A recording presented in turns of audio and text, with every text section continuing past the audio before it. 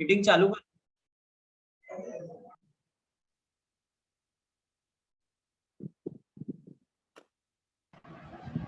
तो आप सभी का स्वागत है। हाँ सुमन। हाँ सर, तो मेरा सबसे यही कहना था कि अभी आज का मीटिंग हम लोग अभी शुरू करते हैं। काफ़ी लोगों ने ज्वाइन किया बट कुछ लोग अभी भी ज्वाइन नहीं किए हैं, तो हो सकता है कि अगले 2-3 मिनट में करें। तो आज के जो सेशंस हैं वो बेसिक कंसेप्ट ऑफ एफपीओ है इसके ऊपर। तो बेसिकली एफपीओ क्या है, कैसे बनता है, क्या प्रोसेस करता है, इसके ऊपर होगा। तो आज का जो सेशन है वो अमित सर लेने वाले हैं। तो आप सभी अमित सर से परिचित हैं और काफ़ी लोग तो मतलब पर्सनली भी जानते होंगे।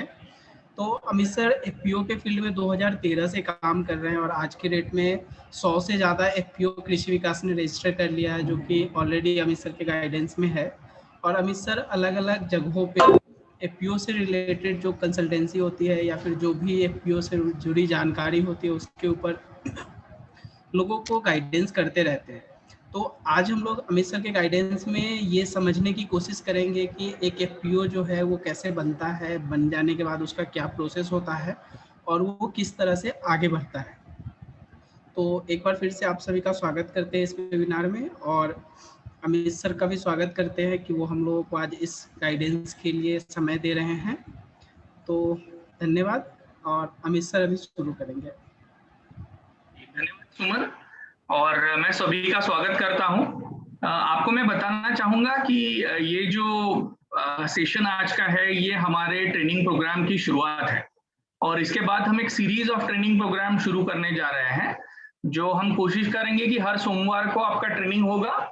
उस ट्रेनिंग के आधार पर आपको उस हफ्ते में काम करना है और शनिवार को जब आपके प्रोजेक्ट का रिव्यू होगा तो उस वक्त आपके जो भी मेंटर्स हैं जो रिव्यू करेंगे वो रिव्यू करते वक्त आपको उनको बताना है कि आपने उस हफ्ते में क्या किया। बीच में भी आपको अगर कुछ दिक्कत आती है उस विषय पर काम करने के लिए तो आप अपने मेंटर्स के साथ बात कर सकते हैं। तो इस तरह से ये चलेगा। तो एजेंडा ये है या आइडिया ये है कि हम जो ट्रेनिंग प्रोग्राम्स आपको देंगे, सोमवार को जो ट्रेनिंग प्रोग्राम होगा उसके ऊपर आप काम करें और वो प्रत्यक्ष रूप से आए। काफी बार ये देखा गया है कि हम ट्रेनिंग प्रोग्राम ऑर्गेनाइज करते हैं, लोग ट्रेनिंग लेते हैं और ट्रेनिंग लेने के बाद जो है वो आगे कुछ नहीं होता है और वो कुछ दिनों में भूल जाते हैं। तो ऐसा नहीं होना चाहिए। हमें ये सीरियसली ट्रेनिंग प्रोग्राम अटेंड करने हैं, खुद सीखना है कि एफपीओ क्या है, किस तरह से एफपीओ काम करता है और खुद सीख के फिर उसमें से हमें अच्छा आउटपुट भी निकालना है।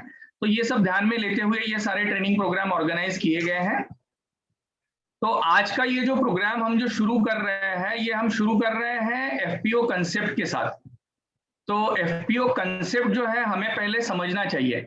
आप में से काफी लोग ऐसे हैं जिनका एफपीओ अभी रजिस्टर नहीं हुआ है, काफी लोग ऐसे हैं जिनका एफपीओ रजिस्टर हो गया है, काफी टीम मेंबर्स जो है वो टीम मेंबर्स पुराने हैं जो एफपीओ के बारे में बहुत कुछ जानते हैं और काफी टीम मेंबर्स हैं जो रिसेंटली ज्वाइन किए हैं, वो शायद उतना ज्यादा नहीं जानते।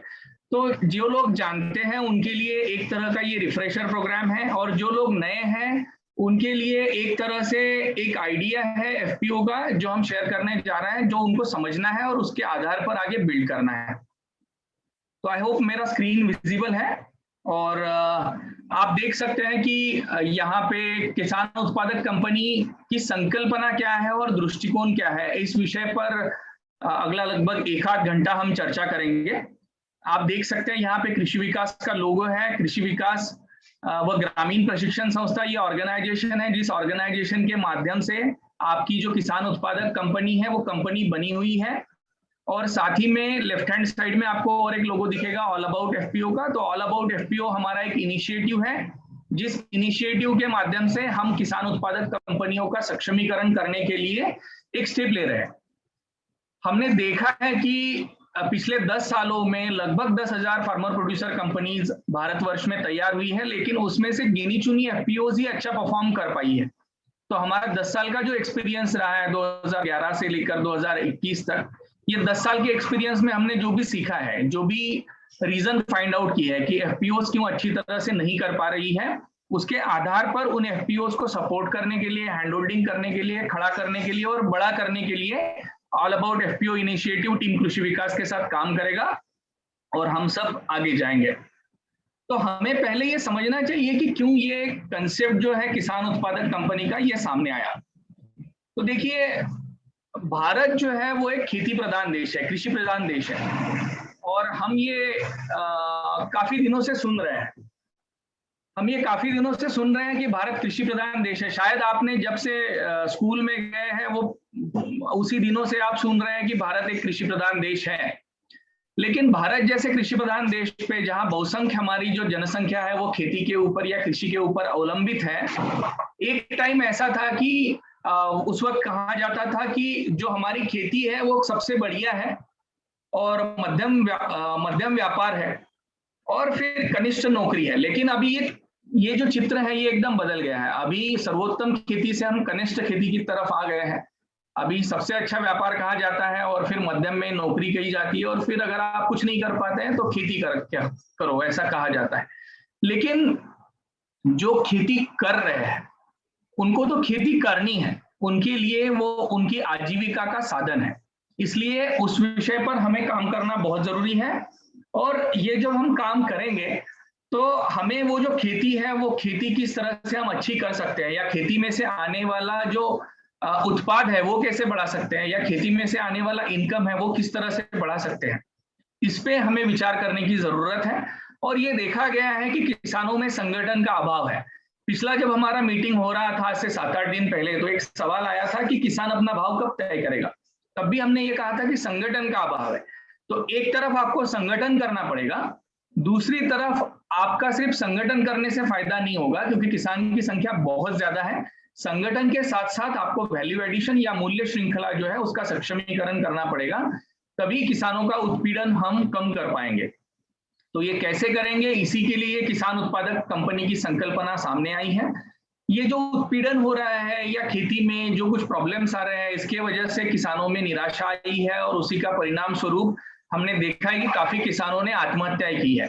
तो ये जो दुर्घटना है, ये जो घटनाएं हैं, ऐसी घटनाएं नहीं होनी चाहिए। हमारे किसान भाई बहनों के लिए हमें कुछ अच्छा काम करना चाहिए, इसलिए एक संकल्पना की जरूरत थी। कृषि क्षेत्र के प्रगति के लिए सरकार ने भी काफी सारे प्रयत्न किए हैं, लेकिन इन प्रयत्नों के बावजूद जो परिणाम अपेक्षित थे वो परिणाम नहीं आए हैं, और इसलिए फिर सरकार को भी लगा कि किसानों को संगठित करना आवश्यक है।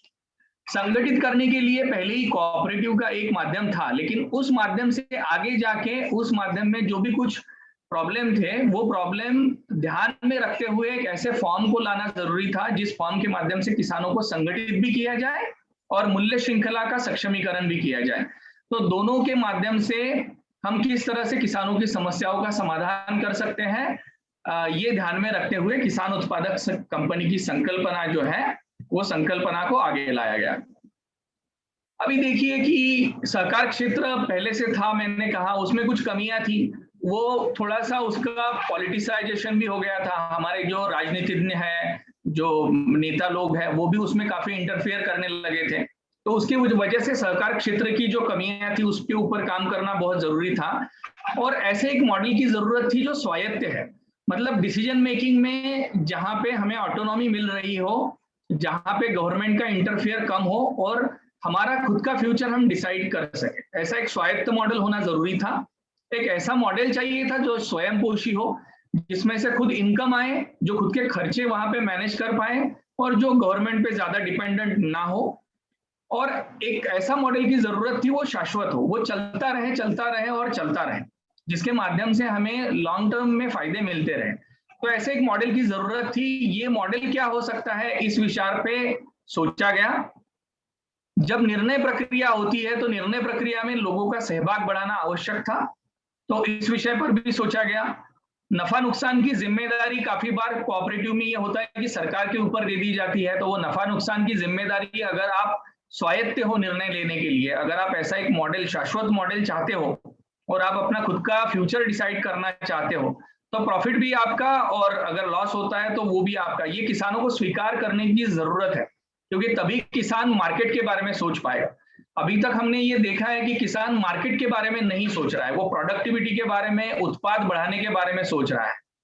तो मार्केट के बारे में सोचने के लिए उसको नफा नुकसान के बारे में समझना जरूरी है, इसलिए एक ऐसा मॉडल जरूरी था।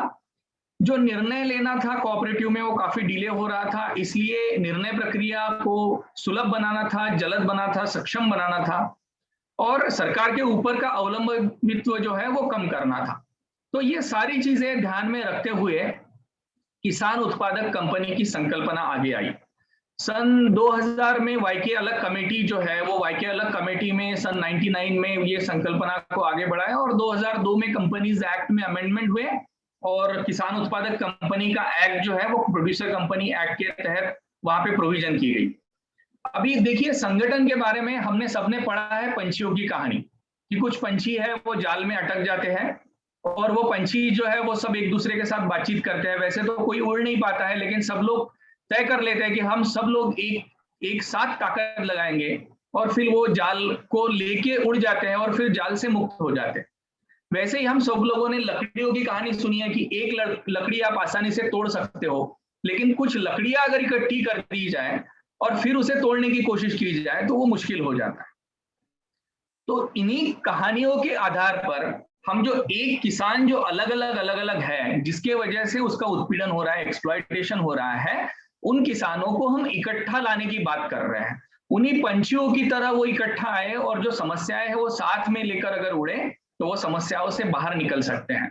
उस लकड़ी की तरह अगर वो अकेले है तो टूट रहे, लेकिन साथ में आए तो एक ताकत तैयार हो जाएगी जिसे हम कलेक्टिव स्ट्रेंथ कहेंगे और ये जो ताकत है इस ताकत के साथ वो कुछ अच्छा कर पाएंगे।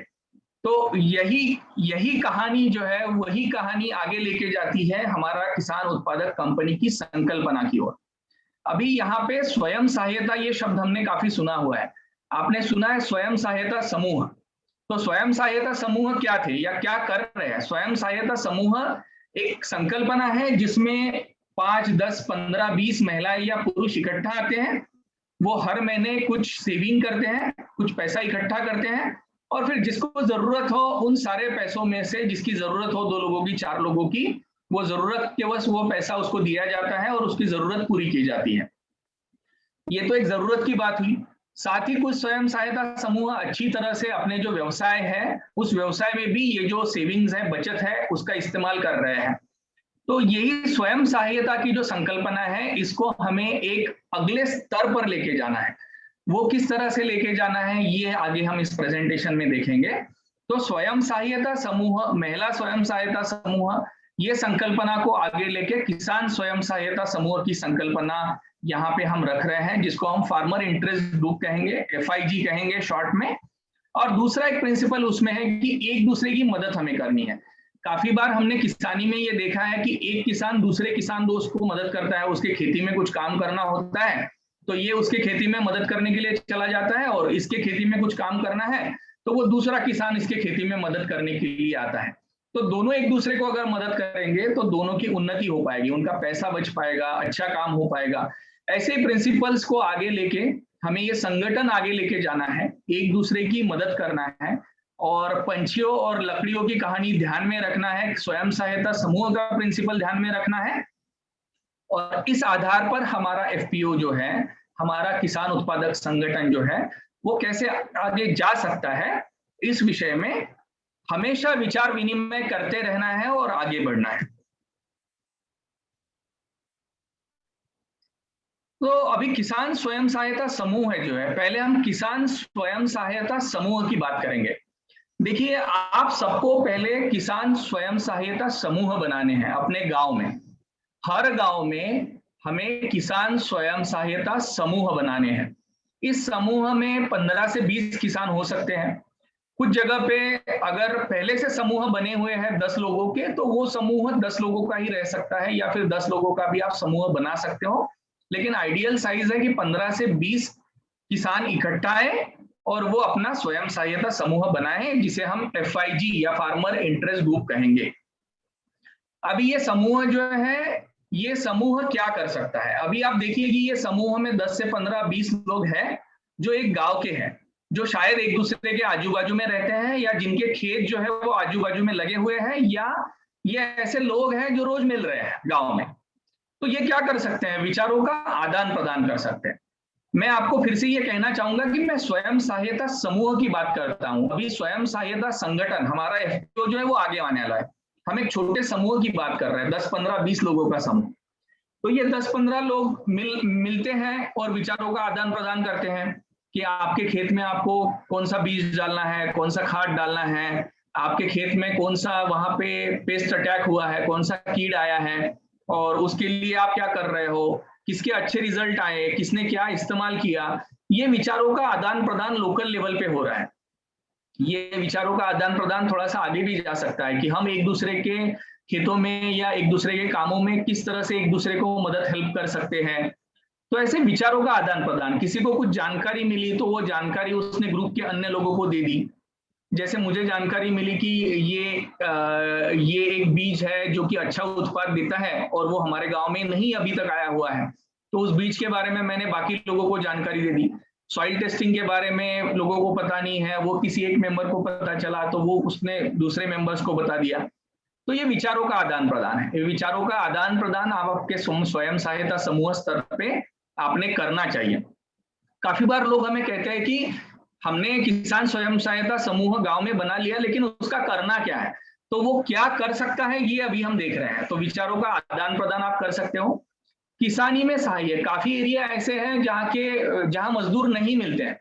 वो किसान अपने खेत में काम करता है और मजदूरों की जरूरत होती है लेकिन मजदूर नहीं मिलते हैं। ऐसे वक्त में आपके जो किसान स्वयं सहायता समूह के सदस्य हैं वो ये डिसाइड कर सकते हैं कि हम एक दूसरे के खेतों में मदद करेंगे और फिर सहायता करेंगे। तो किसानी में इन एक दूसरे का सहाय्य हो सकता है। एक साथ खरीदारी और बिक्री, ये आपको अभी करके देखना है। अभी खरीफ आ रहा है, ये आपके किसान स्वयं सहायता समूह को करके देखना है। जहां पे एफपीओ अभी रजिस्टर नहीं हुआ है वहां पे आपके किसान स्वयं सहायता समूह भी एक साथ खरीदी कर सकते हैं। जैसे आपको बीज खरीदना है, समझो आप कपास लगाते हो और कपास का बीज आपको खरीदना है, तो अगर आप कपास के 1 एकड़ में 2 बैग बीज डालते हो और आप 2 एकड़ कपास लगाते हो तो आपको 4 बैग की जरूरत है। अभी 4 बैग आप मार्केट में खरीदने के लिए जाओगे तो 4 बैग में कोई आपके लिए रेट निगोशिएट नहीं करेगा। लेकिन वही हम सोचते हैं कि हमारे समूह में 20 सदस्य है और 20 सदस्यों में किसी को 4 बैग चाहिए, किसी को 6 बैग चाहिए, किसी को 8 बैग चाहिए, किसी को 2 बैग चाहिए। तो ये सब 20 लोगों को 100 बैग चाहिए। ये 100 बैग भले ही अलग अलग बीज के चाहिए, कपास के बीज के चाहिए, लेकिन तो हम किसी दुकानदार के पास भी जाते हैं लोकली तालुका लेवल पे और उसको कहते हैं कि हमें 100 बैग चाहिए, तो उस दुकानदार के साथ हम निगोशिएट कर सकते हैं। इसे हम कहते हैं कि एक साथ खरीदारी।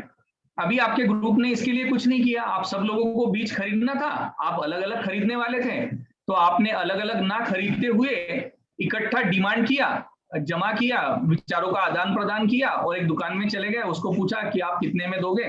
दूसरे दुकान में चले गए, उसको पूछा आप कितने में दोगे, और 2-3 दुकान देखने के बाद जो भी अच्छा दुकानदार आपको ऑफर कर रहा है उससे आपने बीज खरीदा। एक साथ बीज खरीदने से एक तो आपको कुछ 2, 4, 5, 10 रुपए का फायदा भी होगा, दूसरा क्वालिटी भी इंश्योर हो सकता है। तो ये आगे भी हम एफपीओ में देखेंगे। साथ ही वैसे ही आपको आपका जो कृषि उत्पाद है वो अगर बेचना है, जैसे आपके पास अगर सोयाबीन है और सोयाबीन आपको बेचना है, तो एक किसान का सोयाबीन अगर 10 क्विंटल, 20 क्विंटल, 30 क्विंटल है तो वो खुद मंडी में लेके बेचेगा तो उसको कुछ खर्चा आएगा। अभी हम कोशिश करते हैं कि हमारे पास 20 किसान हैं और 20 किसान के पास, किसी के पास 20 क्विंटल, किसी के पास 40 क्विंटल सोयाबीन है और एवरेज जो 20 किसान हैं उनके पास 500 क्विंटल सोयाबीन है। तो 500 क्विंटल सोयाबीन अगर आपने बेचने का तय कर लिया, एक गाड़ी में लगभग 250 से 300 क्विंटल, 350 क्विंटल सोयाबीन जा सकता है। तो हो सकता है व्यापारी आपके गांव में आए और उसको आप बताओ कि सर हमारे पास 250, 300, 500 क्विंटल सोयाबीन है, आप देखो और भाव बताओ। अभी होता क्या है कि आप मंडी में जाके सोयाबीन लेके जाओगे तो आपको बेचना ही बेचना है, कोई वापस लाता नहीं है। आप ला सकते हो लेकिन कोई वापस नहीं लाता। अगर व्यापारी आपके घर पे आता है और वो आपका माल देखता है तो आप उसको हाँ नहीं कह सकते हो, क्योंकि आपका माल तो आपके घर में ही पड़ा हुआ है। तो एक साथ बिक्री में आपको अच्छा भाव मिल सकता है, आपका मंडी में ले जाने का खर्चा बच सकता है और चॉइस मिल सकती है। ये एक अच्छा काम एक साथ बिक्री में भी हो सकता है। अभी ये समूह की बात हम कर रहे हैं। साधनों की उपलब्धता, जैसे आप में से किसी के पास एक साधन है, दूसरों के पास दूसरा साधन है, जो एग्री इक्विपमेंट की हम बात करते हैं, तो वो एक दूसरे को हम अवेलेबल करवा के दे सकते हैं। हमारे जो किसान उत्पादक समूह है वो एग्री इक्विपमेंट बैंक वहां पे तैयार कर सकते हैं, तो आप इकट्ठा आके कुछ साधन एग्री इक्विपमेंट खरीदी करो और वो आप ग्रुप में यूज कर सकते हो, ऐसा भी हो सकता है। नई जानकारी का आदान प्रदान, पहले हमने विचारों के आदान प्रदान के बारे में भी बात की और नई जानकारी के आदान प्रदान के लिए भी बात की। उसके बारे में आपको क्या लगता है वो विचार आप एक दूसरे के साथ शेयर कर सकते हो। ये सिर्फ कुछ एग्जाम्पल है, आप खुद सोचने लगोगे तो आपको ऐसे काफी सारे एग्जाम्पल्स मिलने लगेंगे कि आपका ग्रुप एक दूसरे के लिए, आपकी स्वयं सहायता के लिए क्या कर सकता है। अभी ये सारे एग्जाम्पल जो है वो स्वयं सहायता के हैं। आपने विचारों का आदान प्रदान किया तो एक दूसरे को समझने के लिए मदद की, आपने एक दूसरे के किसानी में सहायता किया तो एक दूसरे को किसानी में आपने सहायता की, पैसे बचाए, काम टाइमली हुआ। आपने सबने इकट्ठा खरीदारी की तो एक दूसरे को स्वयं सहायता की, आपने इकट्ठा बिक्री की तो एक दूसरे को स्वयं सहायता की, साधनों की उपलब्धता करवाई तो स्वयं सहायता की। तो इस तरह से किसान स्वयं सहायता समूह की कल्पना है। और मैं फिर से आपको बताना चाहूंगा कि आपको हर गांव में किसान स्वयं सहायता समूह पहले बनाने हैं। आप सभी लोग ये समझिए, ये किसान स्वयं सहायता समूह का डेटा जो है, जानकारी जो है वो हमें हमारे डोनर्स को देनी पड़ती है। ठीक है, अभी इसके आगे चलते हैं। अभी ये देखिए, इस तरह से आपका किसान उत्पादक कंपनी तैयार होता है। आप नीचे देख रहे हैं 1 2 इस तरह से आपको त्रिकोण ट्रायंगल दिख रहा है, उसमें 19 20 है। तो ये 20 किसान हैं, ये एक स्वयं सहायता समूह में, किसान स्वयं सहायता समूह में हो सकते हैं। 1 2 3 4 5 6 7 8 19 20 किसान, ये 15 से 20 किसानों का मिलकर किसान समूह तैयार हो जाएगा, किसान स्वयं सहायता समूह तैयार हो जाएगा, जिसे हम फार्मर इंटरेस्ट ग्रुप कहेंगे। और इन ग्रुप में से हम जो है वो प्रतिनिधि नियुक्त करेंगे। उन प्रतिनिधियों की जनरल बॉडी या हमारे फार्मर प्रोड्यूसर ऑर्गेनाइजेशन की सामान्य सभा तैयार होगी। आप इस स्ट्रक्चर को ध्यान से समझिए, इस स्ट्रक्चर के ऊपर आपको काम करना है। पहले हम किसान हैं, हम कुछ किसान इकट्ठा हुए, हमने किसान स्वयं सहायता समूह बनाया। अभी आपका 20 लोगों का समूह है, उस लोगों में से आपने 1 2 लोगों को चुन के दिया कि ये लोग जो है ये हमारे किसान समूह के ओर से किसान उत्पादक कंपनी तैयार करने की प्रक्रिया में सहभागी होंगे। और फिर वो लोगों के साथ आपकी सामान्य सभा तैयार हो गई। ये सामान्य सभा जो है वो किसान उत्पादक कंपनी के बोर्ड का चुनाव करेगी। और ये जो बोर्ड है, ये बोर्ड में से फिर किसान उत्पादक कंपनी के जो भी आपके चेयरमैन हैं या जो भी आप सेक्रेटरी बनाना चाहते हो, ऐसे कुछ टर्म्स होती नहीं है किसान उत्पादक कंपनीज एक्ट में, लेकिन हम हमारे लिए ये थोड़ा आसान होने के लिए कहते हैं। तो आप इस तरह से उनके पदाधिकारी नियुक्त कर सकते हो। साइनिंग अथॉरिटी किसको देनी है बैंक अकाउंट पे, वो भी आप डिसाइड कर सकते हो। तो ये स्ट्रक्चर हमें हर किसी को ठीक से समझना चाहिए और इस तरह से हमें डॉक्यूमेंटेशन करना है। गवर्नमेंट भी आपको यही पूछने वाला है कि कितने किसान हैं, फिर वो किसान कौन से समूह में कितने किसान हैं, फिर आपके एफपीओ के मेंबर कितने हैं, इस तरह से एफपीओ के रिप्रेजेंटेटिव कौन है, सिग्नेटरी कौन है, इस तरह से सारी चीजें पूछी जाएगी। तो ये आप थोड़ा सा समझ लीजिए। अभी किसान उत्पादक कंपनी जो है, वो किसान उत्पादक कंपनी की भूमिका के बारे में हम थोड़ी सी बात करेंगे कि किसान उत्पादक कंपनी हमारे लिए क्या कर सकती है। हमने इस तरह से कंपनी तो बना ली, लेकिन ये कंपनी हमारे लिए क्या कर सकती है। तो एक किसान है, ये एक किसान एक किसान एक किसान, ऐसे काफी सारे किसानों ने इकट्ठा आके किसान उत्पादक समूह बनाए। किसान उत्पादक स्वयं सहायता समूह बनाने के बाद किसान उत्पादक कंपनी बनाए। अब ये किसान उत्पादक कंपनी जो है ये हमें बाजार में फायदा दिलवा सकती है। बाजार में कैसे फायदा दिलवा सकती है, तो 2 मिनट 3 मिनट पीछे जाइए, जब मैं आपसे बात कर रहा था कि आपका एक 15-20 लोगों का समूह है और आप इकट्ठा बीज लेने जा रहे हो या फिर आप इकट्ठा अपना माल बेचने जा रहे हो। तो ये आपका जब कंपनी बन जाएगा, तो आपका कंपनी बनने के बाद ये जो एक समूह है, ऐसे आपके पास 20 25 30 समूह हो जाएंगे। देखिए, हमारी किसान उत्पादक कंपनी में हमें 500 मेंबर्स बनाना है। पिछले कुछ कंपनीज में हमने 1000 मेंबर बनाए थे, तो 1000 बनाते हो तो बहुत ही अच्छा है। ठीक है, अभी जो नई कंपनी बन रही है इस साल में, उसमें कम से कम 500 बनाना है। पीछे जो बनी है उनके लिए 1000 का टारगेट था। तो 500 किसान हमें अगर इकट्ठा लाने हैं, तो अगर 15-20 लोगों का ग्रुप होता है, समझो हम 20 लोगों का कहते हैं, तो 25 फार्मर इंटरेस्ट ग्रुप हमारे तैयार हो जाएंगे।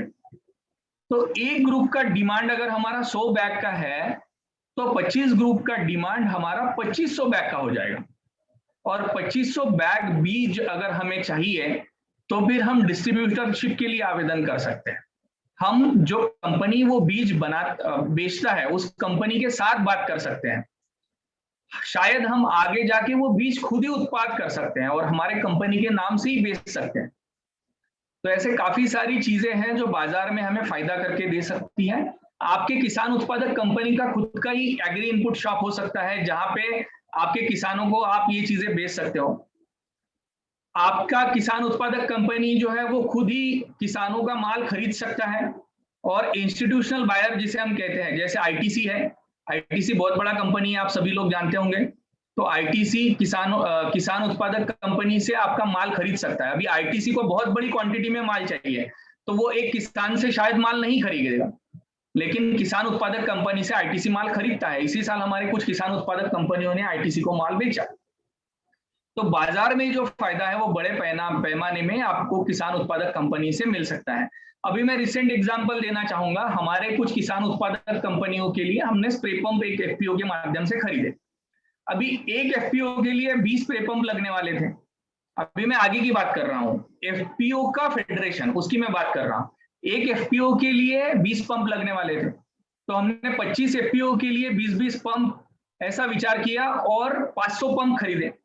तो 500 पंप हमें मार्केट में बहुत अच्छे रेट में मिले और हमने किसान उत्पादक कंपनियों को जो पंप प्रोवाइड किए, वो पंप जो है वो मार्केट में जो रेट है उसकी तुलना में बहुत ही अच्छी रेट में हम उनको प्रोवाइड कर पाए। तो ये ऐसा, जैसे जैसे आप संगठित हो जाओगे वैसे वैसे आपको स्केल मिलेगा, जिसका बाजार में आपको फायदा मिलने वाला है।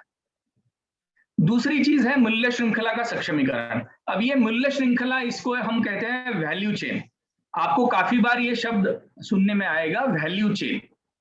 वैल्यू चेन क्या होता है? तो सिंपली वैल्यू चेन है कि किसान जो खेती में करता है, एक किसान अपना खेत तैयार करता है, बीज बोता है, फिर उसके लिए कुछ खाद डालता है, वहां पे कुछ दवाई छिड़कता है, वो जो उत्पाद होता है वो निकालता है, वो उत्पाद बेचता है, फिर उस उत्पाद पे कोई प्रोसेसिंग करता है और वो उत्पाद ग्राहक तक जाता है।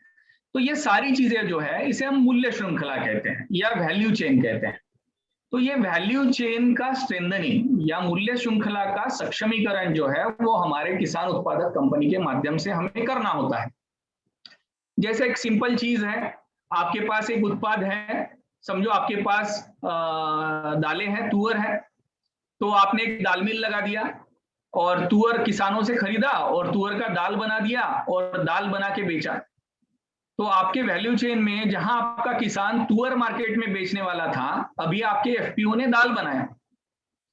समझो आपके पास अभी चिली है, मिर्ची है, मिर्ची के ऊपर आप काम कर रहे हो, तो अभी आप क्या कर रहे हो कि किसान से मिर्ची किसान सीधा मार्केट में बेच रहा है।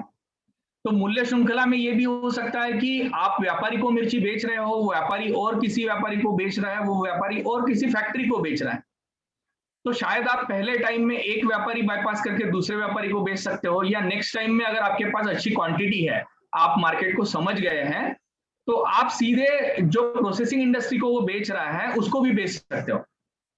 तो इससे आपको फायदा ज्यादा होगा, आप कुछ किसानों को भी अच्छा रेट दे पाओगे और आपके एफपीओ को भी फायदा होगा। इस तरह से मूल्य श्रृंखला का सक्षमीकरण हमें करना है।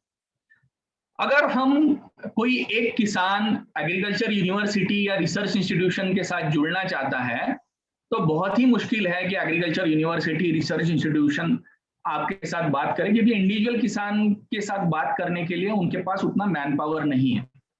लेकिन आपका किसान उत्पादक कंपनी अगर उनसे जुड़ना चाहता है, तो हो सकता है कि आप एग्रीकल्चर यूनिवर्सिटी के साथ पार्टनरशिप कर लो, हो सकता है आप रिसर्च इंस्टीट्यूशन के साथ पार्टनरशिप कर लो। और आपका ये जब पार्टनरशिप होगा, तो वहां जो रिसर्च हो रहा है, वहां जो इंफॉर्मेशन या नॉलेज आ रहा है, वो जानकारी आप तक पहुंचेगी और आप बहुत अच्छी तरह से अपना उत्पाद बढ़ा सकते हो, या उसका क्वालिटी बढ़ा सकते हो, या आपका खर्चा कम कर सकते हो। काफी चीजें हो सकती है, अलग अलग टेक्नोलॉजी आपके पास आ सकती है, जल्दी आ सकती है, तो ये भी हो सकता है। अगर हमारा किसान संगठित हुआ तो काफी चीजें हो सकती है। आप इसके बारे में बहुत अच्छी तरह से जानते हो कि किसान संगठित होने से क्या क्या कर सकता है। और सरकारी योजनाओं का लाभ, अभी कुछ ऐसी सरकारी योजनाएं हैं जो सिर्फ किसान उत्पादक संगठन या किसान समूहों को मिलती हैं, वो सरकारी योजनाएं आपको नहीं मिलेगी।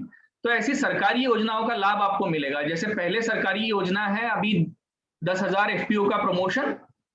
इस योजना का लाभ तो आप में से अधिकतर कंपनियों को मिल ही रहा है। इस योजना के माध्यम से आपके CEO का सैलरी, अकाउंटेंट का सैलरी और बाकी सारी चीजें सरकार दे रही है। आगे इक्विटी ग्रांट स्कीम है जो सारे FPO को मिलेगा। क्रेडिट गारंटी स्कीम है, वो भी सारे FPO को मिल सकता है। वेंचर कैपिटल स्कीम सारे FPO को मिल सकता है। अगर आपका परफॉर्मेंस अच्छा रहा तो आपको काफी सारी योजनाएं मिलेगी। इसके अलावा कुछ और स्कीम है जिसमें कि 60%, 70%, 90% तक की सब्सिडीज FPOs के लिए अवेलेबल है। कुछ ऐसी सरकारी योजना है PMFME जैसी जहां पे 35% सब्सिडीज भी FPOs भी ले सकती है। तो ऐसे काफी सरकारी योजनाओं का फायदा भी इस माध्यम से हम ले सकते हैं या हमारी किसान उत्पादक कंपनी ले सकती है। अभी थोड़ा सा हम समझते हैं समूह खेती की ओर। तो देखिए, जो मूल्य श्रृंखला की मैं बात कर रहा था, वो मूल्य श्रृंखला में जैसे मैंने कहा कि मूल्य श्रृंखला में होता है आपका उत्पादन, उसकी खरीदारी, उसकी बिक्री, उसके ऊपर प्रक्रिया करना, उसका सेल जो होता है, बिक्री जो होती है उसका मैनेजमेंट, और एक्सपोर्ट अगर आप कर रहे हो तो एक्सपोर्ट। तो ये मूल्य श्रृंखला जो है उसका सक्षमीकरण अगर आपको करना है तो उसके लिए आपको टेक्नोलॉजी लगेगी, उसके लिए आपको नॉलेज लगेगा जो कैसे मिल सकता है यूनिवर्सिटीज के साथ या अलग अलग इंस्टीट्यूशंस के साथ टाइप करने के बाद मैंने आपको बताया। उसके साथ साथ उसके लिए स्केल लगेगा। अगर आपको मिल डालनी है तो एक किसान अगर 10 क्विंटल 20 क्विंटल दाल उगाता है तो उसके लिए हम मिल नहीं डाल सकते हैं। तो हमें स्केल लगता है कि 1000 क्विंटल 2000 क्विंटल हमारा उत्पाद होना चाहिए, उस हिसाब से हम फिर प्रोसेसिंग यूनिट जो है वो डाल सकते हैं। तो वो स्केल जरूरी है। उसके लिए पैसा जरूरी है, क्योंकि अगर हम इतनी बड़ी बात कर रहे हैं तो बिना पैसे का तो होगा नहीं। या फिर हम कहेंगे कि हम अगर 50,000 रुपए 1 लाख में कुछ करना चाहते हैं तो वो भी नहीं होगा। तो इसके लिए बड़े पैसे की जरूरत है और एक एनेबलिंग एनवायरनमेंट, मतलब मैं जो अभी कह रहा था ये सारी चीजें आपको करनी है, लेकिन सरकार की पॉलिसीज ही ऐसी है जो आपको सपोर्ट नहीं कर रही है, तो फिर ये नहीं हो पाएगा। तो सरकार की पॉलिसीज भी साथ में होनी चाहिए और मुझे लगता है अभी एक सही समय है कि सरकार की पॉलिसीज भी अच्छी बन रही है। हमारे पास किसान उत्पादक कंपनी के माध्यम से स्केल भी अचीव हो रहा है। कृषि विकास टीम, कृषि विकास के माध्यम से आपको टेक्नोलॉजी इंस्टीट्यूट तक हम जोड़ने की कोशिश करेंगे, नॉलेज डिसिमिनेट करने की कोशिश करेंगे, और पैसे के अवेलेबिलिटी के लिए भी हम अलग अलग फाइनेंशियल इंस्टीट्यूशंस के साथ बात कर रहे हैं, उनके साथ भी हम आपको कनेक्ट करने की कोशिश करेंगे। तो ये सब हम अगर मूल्य श्रृंखला का सक्षमीकरण करना है तो ये सब हमें लगने वाला है, और ये सब हम अकेला किसान नहीं कर सकता। किसान उत्पादक समूह या स्वयं सहायता समूह कुछ हद तक कर सकता है, लेकिन उसका स्केल लिमिटेड हो जाएगा।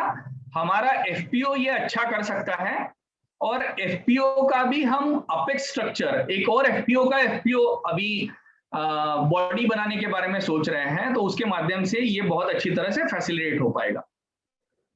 अभी किसान उत्पादक कंपनियां क्या क्या कर रही है? काफी किसान उत्पादक कंपनियां बन गई है, अच्छा काम कर रही है। तो ये क्या कर रही है? तो जैसे मैंने कहा कि ये एक साथ खरीदी कर रही है, जो भी निविष्ठाएं इनको लग रही है, इनपुट्स लग रहे हैं, साथ ही अपना जो उत्पाद है उसकी एक साथ बिक्री करने की कोशिश कर रही है। काफी किसान उत्पादक कंपनियां सक्सेसफुल रही है, काफी फेल भी हुई है। तो वो फेल्यूर क्यों है वो भी हम आपको आगे के कुछ सेशंस में सिखाने की कोशिश करेंगे, और आपको भी आपके एक्सपीरियंस से सीखना पड़ेगा, क्योंकि जब आप बिजनेस करते हो तो दोनों चीजें आती हैं। कॉन्ट्रैक्ट फार्मिंग कुछ FPOs कर रही है, किसी कंपनी के साथ हमने कॉन्ट्रैक्ट कर लिया, कुछ नया क्रॉप हमने लगा लिया या पुराने क्रॉप में ही कॉन्ट्रैक्ट कर लिया, और कॉन्ट्रैक्ट फार्मिंग आप कर सकते हो। खेती में उत्पाद प्रक्रिया काफी एक दूसरे के साथ मदद करके FPOs कर रहे हैं। खेती से जुड़े हुए व्यवसाय जो है, जैसे डेयरी है पशुपालन में, या फिर पोल्ट्री है, गोट फार्मिंग है, या ऐसे जुड़े काफी अच्छे व्यवसाय, मत्स्य पालन है, सेरिकल्चर है, ऐसे व्यवसाय भी ये सारी किसान उत्पादक कंपनियां कर रही है। अपने प्रोडक्ट का मार्केटिंग, उन्होंने प्रोडक्ट का प्रोसेसिंग किया, एक अच्छा प्रोडक्ट बनाया, उसका मार्केटिंग भी कर रहे हैं, नया क्रॉप इंट्रोड्यूस कर रहे हैं। प्लीज लोन बहुत ही इंपॉर्टेंट चीज है, कुछ लोग अभी करने की कोशिश कर रहे हैं। प्लीज लोन का मतलब होता है कि आपके पास जब उत्पाद आता है तो काफी किसान उसको तुरंत बेच देते हैं। क्यों बेच देते हैं? क्योंकि एक तो उनके पास जगह नहीं रहती वो रखने के लिए, या फिर पैसे की बहुत ज्यादा जरूरत होती है। तो प्लीज लोन ऐसा लोन होता है कि आप वेयर हाउस में वो उत्पाद रख दो या कोल्ड स्टोरेज में रख दो, और उस उत्पाद के ऊपर उसकी जो उस समय की बाजार की कीमत है उसके ऊपर आपको लगभग 70 से 75% तक लोन मिल जाता है। तो दोनों चीजें हो गई, आपको वेयर हाउस में माल रखने के लिए जगह मिल गई, आपका जगह का प्रॉब्लम सॉल्व हो गया, और आपको पैसा मिल गया तो पैसे का प्रॉब्लम सॉल्व हो गया। अगर उसके बाद उस कमोडिटी के रेट बढ़ते हैं तो जब रेट बढ़ते हैं आप उसको बेच सकते हो, और बिना किसी मेहनत के पैसा ज्यादा कमा सकते हो उस उत्पाद के लिए। तो ये प्लीज लोन का प्रोडक्ट है, इसके ऊपर काफी लोग काम कर रहे हैं। माहिती का आदान प्रदान, हमने चर्चा की कि विचारों का आदान प्रदान किस तरह से होता है, इंफॉर्मेशन का आदान प्रदान कैसे होता है। बीज उत्पादन काफी फार्मर प्रोड्यूसर कंपनीज कर रही है, कि जैसे सोयाबीन का बीज उत्पादन है, चने का बीज उत्पादन है, आपने ही आपके लिए बीज उत्पादित किया, वो बीज आपके लिए भी है और बाकी किसानों को बेचने के लिए भी आपने तैयार कर लिया। तो जैसे मार्केट में कंपनियां उनका बीज बेचती है, वैसे आपका कंपनी भी बीज तैयार करके मार्केट में बेच सकती है। उसके लिए लाइसेंसिंग और बाकी प्रक्रिया सीखना और करना बहुत जरूरी है। संगठित लड़ाई काफी बार हम कर सकते हैं। देखिए, आपने किसी से अगर सीड ले लिया, वो सीड फॉल्टी है, उसमें कुछ प्रॉब्लम आ गया, तो अकेला किसान तो लड़ता नहीं है, और लड़ता भी है तो कोई सुनता नहीं है।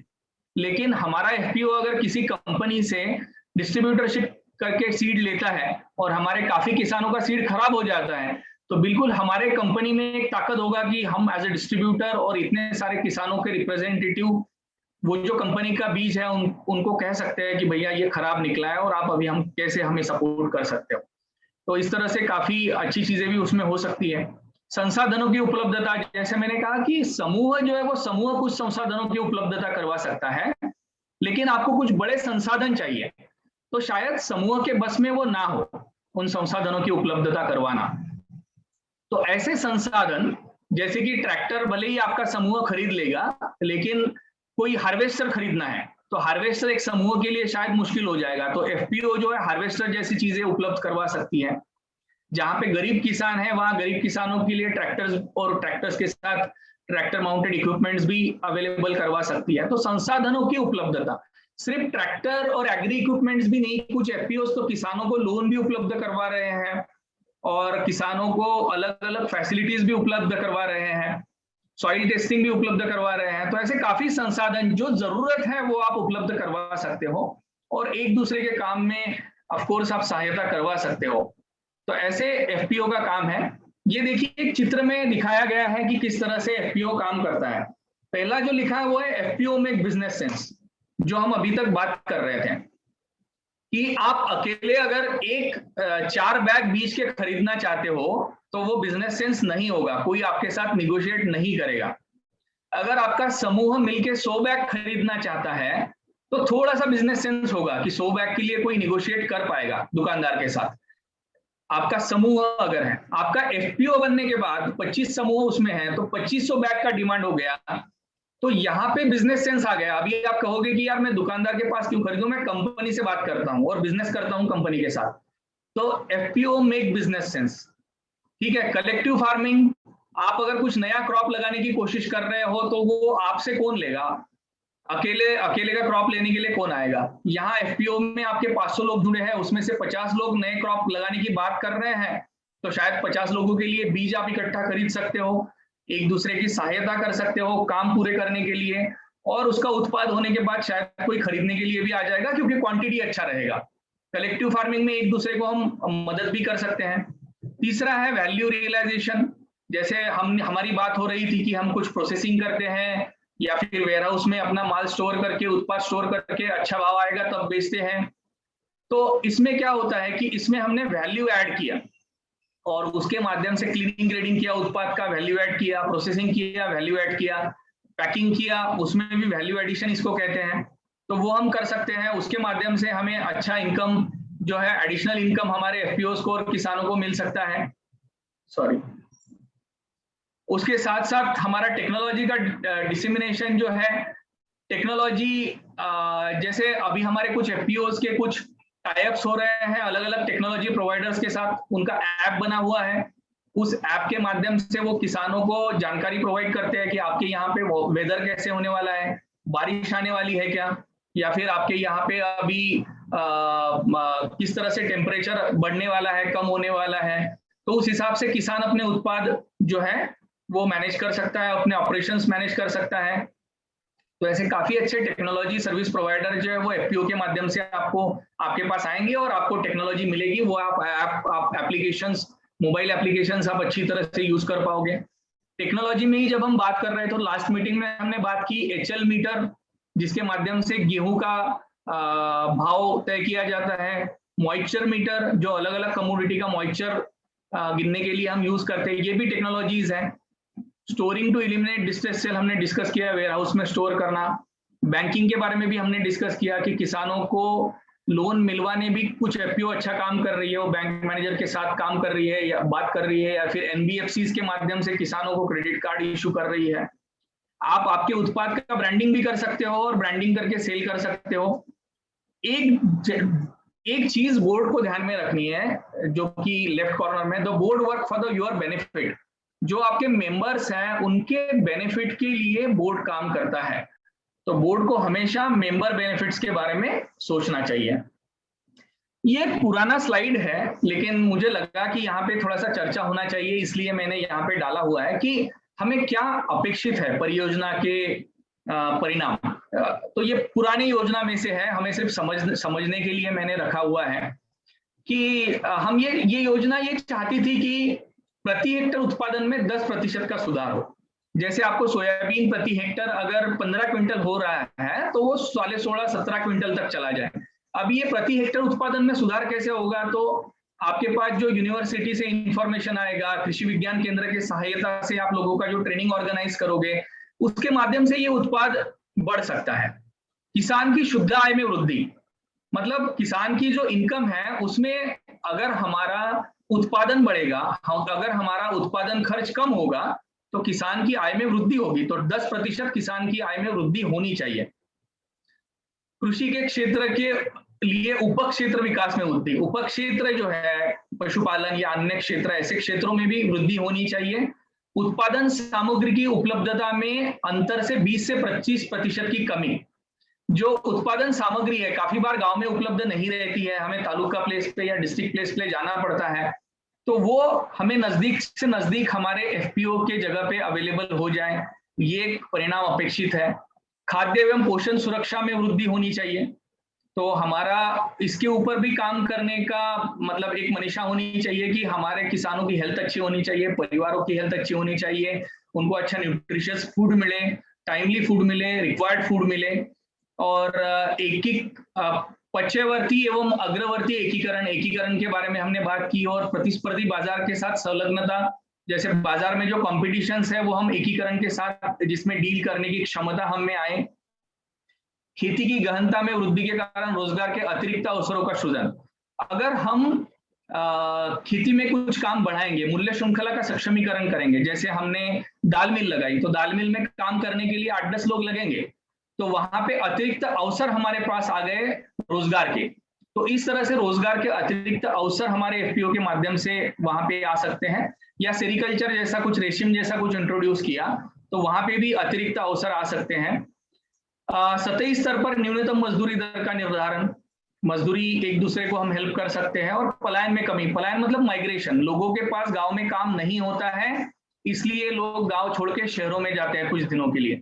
अगर गांव में हमारे पास काम उपलब्ध होता है तो लोग बाहर नहीं जाएंगे और गांव में ही रहेंगे, तो ये भी होना चाहिए, माइग्रेशन भी कम होना चाहिए। और साथ में कुछ सामाजिक प्रभावों के बारे में विचार किया गया था, जैसे कि सामाजिक पूंजी का निर्माण होना चाहिए, और एफआईजी और किसान उत्पादक संगठन जो है इसके माध्यम से महिला और पुरुषों में जो अंतर है वो कम होना चाहिए। तो महिलाओं का सहभाग हमें यहाँ पे बढ़ाना है। सभी बोर्ड मेंबर, सभी सीईओ इस पे जरूर ध्यान दें कि हमारे बोर्ड में एक महिला होनी चाहिए, ये तो नियम है, लेकिन इसका मतलब ये एक नहीं है कि आपके एफपीओ में एक ही महिला होनी चाहिए। आपके बोर्ड में 2-5 सारी की सारे महिला भी हो सकती है। हमारे पास कुछ एफपीओ ऐसी है जिनमें 100% महिला ही है, तो आपके जो एफपीओ है वहां भी ज्यादा से ज्यादा महिलाओं का सहभाग हो, इसके ऊपर आप सभी को काम करना है और महिलाओं का सहभाग बढ़ाना है। उत्पादक सामग्री की खरीद तथा उत्पादन के विपणन के लिए सौदेबाजी की शक्ति में वृद्धि, कलेक्टिव स्ट्रेंथ हमने एग्जाम्पल के साथ कॉटन बीज के साथ समझ लिया या सोयाबीन की बिक्री के साथ ये समझ लिया है। सामाजिक टकराव एवं जोखिमों में कटौती तथा पारिवारिक स्तर पे कल्याण में वृद्धि। इसके साथ साथ हमारा जो सोशल स्टेटस है वो भी बढ़ना चाहिए। हमारे समाज में जो कुछ टकराव हो रहे हैं वो कम होने चाहिए। खाद्य और पोषण मान में सुधार हमने ऑलरेडी डिस्कस किया। प्रौद्योगिकी को समाहित करने के उत्पादकों के नेतृत्वकारी भूमिका, हमें नेतृत्व का विकास करना है और नेतृत्वकारी भूमिका के माध्यम से ये सारा आगे लेके जाना है। स्वास्थ्य और पोषण पे हमारे लोगों के सही प्रभाव पड़ना चाहिए, सकारात्मक प्रभाव पड़ना चाहिए। और कार्बन क्रेडिट या पर्यावरण, मतलब पर्यावरण का जो अभी ह्रास हो रहा है उसके ऊपर भी हमें काम करने के बारे में सोचना चाहिए, क्योंकि पर्यावरण अगर डैमेज होगा तो खेती के लिए नुकसान होगा। तो इस विषय पर भी हमें जरूर सोचना चाहिए और उस विषय पर हमें हमेशा काम करना चाहिए। तो ये तो सहकारी समिति और कंपनीज एक्ट के डिफरेंसेस है। तो हमने जो आज तक एफपीओज बनाई हैं वो सारी कंपनीज एक्ट में है, तो इसमें ज्यादा जाने में कोई मतलब नहीं है। अभी ये एक बहुत ही इंपॉर्टेंट स्लाइड है, मूल्य एवं सिद्धांत। मैं सभी से कहूंगा कि ये आप थोड़ा सा अच्छी तरह से समझ लीजिए। मूल्य और सिद्धांत, हमारा जो एफपीओ बना हुआ है वो किसी मूल्यों के ऊपर आधारित है, मूल्यों के ऊपर बना हुआ है। क्या है ये मूल्य? आप पढ़ भी सकते हैं, मैं भी पढ़ के बताता हूं। किसान उत्पादक संगठन, स्वयं सहायता के बारे में हमने ऑलरेडी बात की है। स्वयं जिम्मेदारी, मतलब हमारी खुद की जिम्मेदारी है नफे नुकसान की। लोकतंत्र मतलब सभी को साथ में लेके हमें आगे चलना है, ये किसी की प्राइवेट प्रॉपर्टी नहीं है। समानता, सभी लोग समान है, महिला पुरुष समान है। समता, सभी जाति धर्म के लोग जो है इनके साथ हमें आगे चलना है। एकता, सभी को इकट्ठा करना है। इन मूल्यों पर आधारित है। इसमें ईमानदारी होनी चाहिए, इसमें खुलापन होना चाहिए। सभी लोगों को पता होना चाहिए कि आपके व्यवहार किस तरह से हो रहे हैं, कहाँ से पैसा आता है, कहाँ पैसा जाता है। और सामाजिक जिम्मेदारी आपको हमेशा देखनी है। तो किसान उत्पादक संगठन बना है वो सिर्फ प्रॉफिट कमाने के लिए नहीं है। मैं ये भी कहना चाहूंगा कि आप अगर प्रॉफिट नहीं कमाओगे तो आपका किसान उत्पादक संगठन सस्टेन नहीं कर पाएगा। लेकिन उसी समय मुझे मेरे किसान मेंबर के बारे में भी सोचना है कि उसको किस तरह से हम अच्छे रेट में ऑफर कर सकते हैं, क्वालिटी ऑफर कर सकते हैं, तथा दूसरों की परवाह करने के नैतिक मूल्यों में दूसरों की हमेशा हमें परवाह करनी चाहिए। एफपीओ में कोई टकराव नहीं होना चाहिए। अभी हमने ये विटनेस किया है पिछले 1-2 महीनों में कि हमारे ही दो एफपीओ में टकराव हो रहा है। आप टकराव मत कीजिए, एक दूसरे को सपोर्ट कीजिए। आपका भी एफपीओ बड़ा होना चाहिए, उनका भी एफपीओ बड़ा होना चाहिए। और हम एक दूसरे में टकराव करने लगे तो व्यापारियों और हम में फर्क क्या रहेगा? हम एफपीओ है, हमें किसान के बारे में सोचना है, हमें अपने बारे में भी सोचना है और एक दूसरे एफपीओ को सहायता करना है। तो ये हमारा नैतिक मूल्य होना चाहिए। अभी थोड़ा सिद्धांतों के बारे में बात करते हैं। तो एफपीओ के जो सिद्धांत है वे दिशा निर्देश है जिनके माध्यम से एफपीओ अपने मूल्यों को व्यवहार में लागू करेंगे, बहुत ही जरूरी है। पहला सिद्धांत है स्वैच्छिक एवं खुली सदस्यता। आपके एफपीओ का अगर कोई मेंबर बनना चाहता है, वो मेंबरशिप क्राइटेरिया आपने जो डिफाइन किया हुआ है, जैसे वो किसान है, उत्पादक है, जिस एरिया में आप काम कर रहे हो उस एरिया में से है, तो उसके लिए आपने मेंबरशिप देने के बारे में सोचना चाहिए। ये बोर्ड के पास अधिकार होता है कि उसको मेंबर करना चाहिए या नहीं करना चाहिए। अगर आप नहीं करना चाहते हैं तो कुछ कॉन्क्रीट रीजन होना चाहिए कि भैया ये हमें तकलीफ दे सकता है या कुछ भी हो, पता नहीं, लेकिन आपको ज्यादातर यही सोचना चाहिए कि उसको मैं खुली सदस्यता दे सकूं और उसको मेंबर करवा सकूं। दूसरा सिद्धांत होना चाहिए कि किसानों द्वारा लोकतांत्रिक नियंत्रण। ये किसी का प्राइवेट लिमिटेड कंपनी नहीं है, जो हमारे मेंबर हैं उनके माध्यम से लोकतांत्रिक नियंत्रण। हर मेंबर को एक वोटिंग राइट है, हर मेंबर को एक वोटिंग राइट है। आपका शेयर्स अगर ज्यादा भी है तो आपको भी एक वोटिंग राइट है और दूसरे मेंबर को भी एक वोटिंग राइट है। तो लोकतांत्रिक नियंत्रण होना चाहिए। हर मेंबर आपका बोर्ड मेंबर हो सकता है आगे चल के। तो लोकतांत्रिक तरीके से ये संस्था हमें चलानी है। तीसरा सिद्धांत है किसान सदस्य की आर्थिक भागीदारी।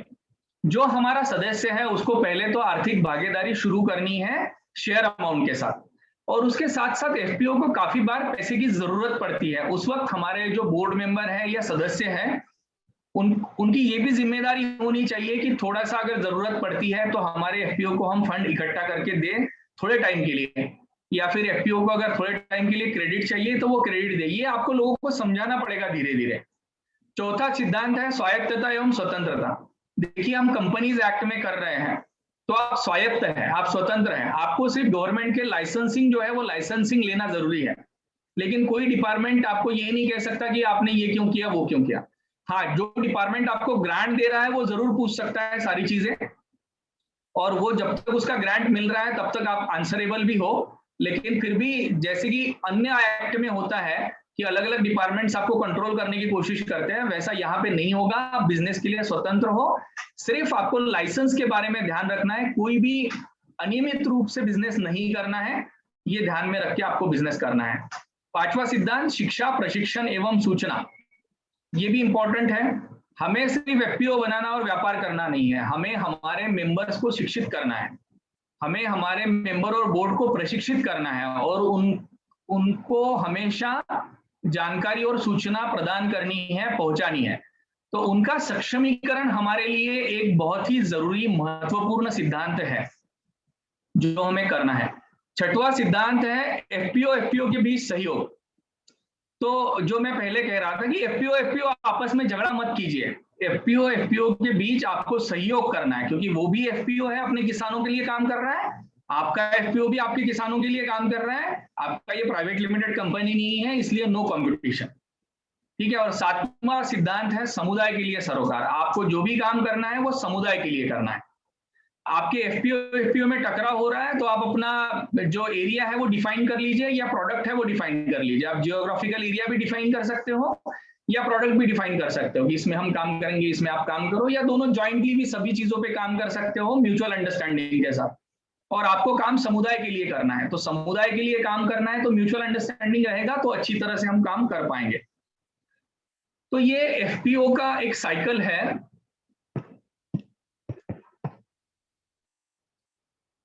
एफपीओ का साइकिल हमें थोड़ा सा समझना पड़ेगा कि पहले जैसे हमने कहा कि हमने समूह जो है वो समूह पहचाने और समूह की पहचान की, फिर हमने नैदानिक अध्ययन किया, संभाव्यता विश्लेषण किया, आधार रेखा मूल्यांकन किया। ये शायद आपको थोड़े से वर्ड भारी लग रहे होंगे, मैं सिंपली बताता हूं। इसे अंग्रेजी में हम कहते हैं feasibility analysis and diagnostic study. तो क्या होता है ये? बेसिकली ये होता है कि आपके एरिया में कौन कौन से क्रॉप है, कितने एरिया के ऊपर वो क्रॉप लिया जाता है, उसका उत्पादन कितना हो रहा है, वहां पे कितने लोग हैं जो किसानी करते हैं, बाकी कौन कौन से व्यवसाय है, वो मार्केट में किस रेट में बेचा जाता है, एपीएमसी में बेचने के बाद वो आगे कहाँ पे जाता है, उस पर प्रोसेसिंग क्या क्या होता है, प्रोसेसिंग के बाद जब वो ग्राहक तक जाता है तो वो किस फॉर्म में जाता है, और अगर हम एफपीओ बनाते हैं तो एफपीओ के माध्यम से हम यहाँ पे क्या कर सकते हैं। तो ये फिजिबिलिटी और डायग्नोस्टिक स्टडी हम बेसिकली करते हैं, और जो आपका अभी का परिस्थिति है उसको हम बेसलाइन कहते हैं। आपको आपके सभी सदस्यों का बेसलाइन करना है, आपको आपके सभी सदस्यों की जानकारी जो है वो सरकार को देनी है। आपके हर सदस्य के घर आपका टीम मेंबर जाएगा, सीईओ, अकाउंटेंट जो भी रिस्पॉन्सिबल होगा वो जाएगा, वो सदस्य की जानकारी लेगा और एमआईएस पोर्टल पे ऑनलाइन अपलोड करेगा। तो ये जानकारी सभी लोगों के लिए अवेलेबल होगी, और जो भी जानकारी होगी बेसलाइन का एक फॉर्म आपको दिया जाएगा, आपको समझाया भी जाएगा कि किस तरह से बेसलाइन का फॉर्म आपको भरना है।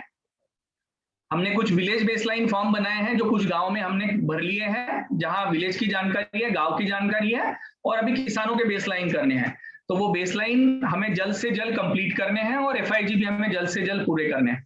एक बार आपका बेसलाइन डेटा आ गया कि वहां क्या कैसे और कैसे काम कर रहा है, तो हमें अपना बिजनेस प्लान बनाना है। बिजनेस प्लान के ऊपर भी आपका सेशन होगा, इससे पहले भी सेशन हुआ है, फिर एक बार जरूरत पड़ी तो होगा। मैं आप सबसे अनुरोध करूंगा कि आप आज ही से बिजनेस प्लान के बारे में सोचना शुरू कर दीजिए कि हमारा बिजनेस प्लान कैसे हो सकता है। बिजनेस प्लान में ये भी हो सकता है कि आप कृषि सेवा केंद्र चलाओ, इनपुट परचेस करो और लोगों को बेचो, आप वहां पे वेयर हाउस खड़ा करो, आपके पास जो उत्पाद है उसके लिए आप प्रोसेसिंग यूनिट डालो, उसके लिए पैकेजिंग करो, ब्रांडिंग करो, मार्केटिंग करो, या फिर एग्री इक्विपमेंट्स बेचो, या स्प्रे पंप है, टारपोलिन है, जैसी चीजें बेचो। किसी भी तरह से बिजनेस प्लान में काफी सारी चीजें हो सकती हैं। तो इसके ऊपर बोर्ड, सीईओ और अकाउंटेंट सारी टीम इन्होंने सोचना शुरू करना चाहिए कि आपको किस तरह का बिजनेस करना है। उस बिजनेस में आपके लिए संसाधन क्या क्या लगने वाले हैं, आपको मशीन्स कौन से लगने वाली है, पैसा कितना लगने वाला है, आप क्या बना के बेचोगे, मार्केट में वो चीज कौन कौन बेच रहा है, किस रेट पे बेच रहा है, ये सारी चीजों का आप स्टडी कर दो। काफी बार हमने ये देखा है कि एफपीओ कहता है कि आज हमें ये बिजनेस करना है और महीने 2 महीने बाद वो बदल जाते हैं कि हमें ये नहीं करना है, वो करना है। तो ऐसा होता है और इसमें बुरा कुछ नहीं है, क्योंकि हम ये समझते हैं कि किसानों को इसके बारे में लिमिटेड अंडरस्टैंडिंग है। लेकिन आप अभी सोचोगे, शायद 2-3 बोर्ड मेंबर कहेंगे हमें दाल मिल लगाना है, 2-3 बोर्ड मेंबर कहेंगे नहीं हमारे पास सोयाबीन है, हम सोयाबीन के बारे में कुछ सोचते हैं, 2-3 बोर्ड मेंबर कहेंगे नहीं हमारे पास और कुछ कमोडिटी है उसके बारे में हम सोचते हैं। तो ये होगा और ये चर्चा में होना भी चाहिए और इसके माध्यम से एक कारोबार फाइनल होगा और उसके ऊपर बिजनेस प्लान तैयार होगा। लेकिन ये हमें जल्द से जल्द फाइनल करना चाहिए, उस हिसाब से फिर हम हमारा टर्नओवर डिसाइड करेंगे और उस हिसाब से हमारी अगली दिशा निश्चित हो जाएगी। हमें किसानों को संगठित करना है, संगठित करना और औपचारिक रूप देना, मतलब आपके एफपीओ का रजिस्ट्रेशन है, आपका एफआईजी फॉर्मेशन है, संसाधन जुटाना है, आपका जो भी बिजनेस होगा उसके लिए पैसा लगने वाला है, मशीन लगने वाला है, मैन पावर लगने वाला है, वो सब जुटाना है। प्रणालियों का विकास, सिस्टम डेवलपमेंट, 2 से 3 बजे तक हमारे जो सेशन चल रहे हैं वो सिस्टम डेवलपमेंट के ऊपर है। हमारा क्या सिस्टम्स है, हम एफपीओ के सीईओज और अकाउंटेंट को भी बता रहे हैं, इसलिए बता रहे हैं कि वो अपने एफपीओ के लिए सिस्टम तैयार करें कि मेरे एफपीओ में अगर कोई खर्चा करना है तो किस तरह से नोट तैयार होगा, किस तरह से कौन अप्रूवल देगा, मेरे एफपीओ में कोई अगर छुट्टी पे जाना चाहता है तो किस तरह से होगा, मेरे एफपीओ में बोर्ड मीटिंग कॉल करनी है तो किस तरह से होगा। तो ये सिस्टम डेवलपमेंट कहते हैं, इसको हमें विकसित करना है, हमें अपना बिजनेस शुरू करना है। वो बिजनेस शुरू होने के बाद हमें हमेशा उसका मूल्यांकन करना है और ऑडिट करना है कि हमारा बिजनेस अच्छा चल रहा है, नहीं चल रहा है, कहाँ पे हमें सुधार लाना चाहिए, और फिर से एक बार वो सुधार लाने के बाद हमारी कारोबार की आयोजना पर काम करना है और ये इंप्रूव करते रहना है। तो ये साइकिल चलते रहेगा।